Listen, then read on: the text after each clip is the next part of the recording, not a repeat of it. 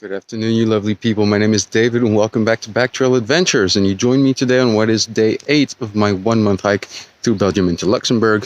I'm now 2 days into Luxembourg and loving every second of it. It's absolutely stunning here.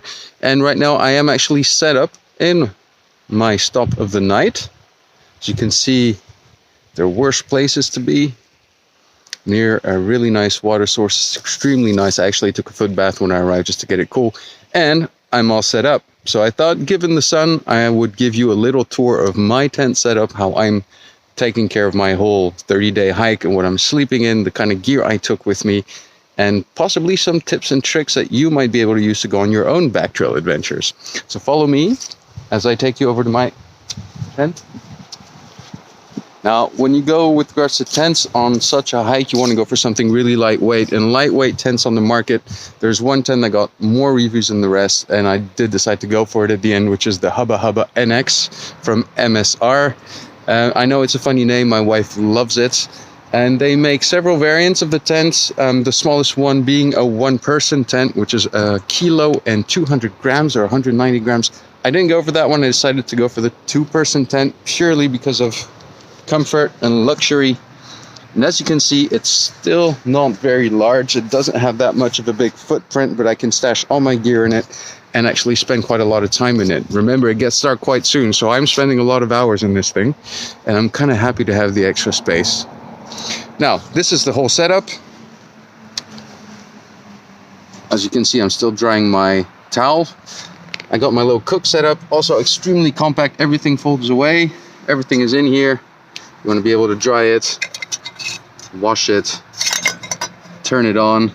And a quick tip I got from an SAS guy, or actually a friend of a friend, put some duct tape around it. Duct tape will save you one day, you don't know when. And actually I already have used duct tape to actually patch the tent because I was a bit too strong with the tent and a teeny tiny little piece split, so I had to fix it.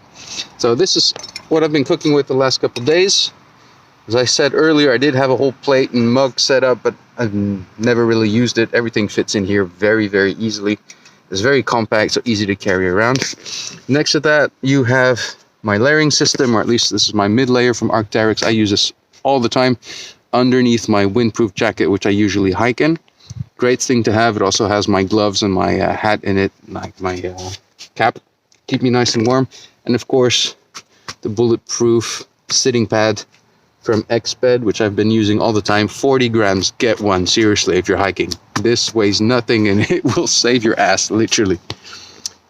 Food bags over there, cold beverages over here, the water. Now this is my little life hack at home. It's 100 milliliters, or 100 centiliters, sorry, for every black piece of tape I put on it. Just thought I'd recycle a bottle I already had. Food bag over here, which I kind of refill all the time. It's usually full of dried foods. Just put some boiling water in it and you're done. And on the inside,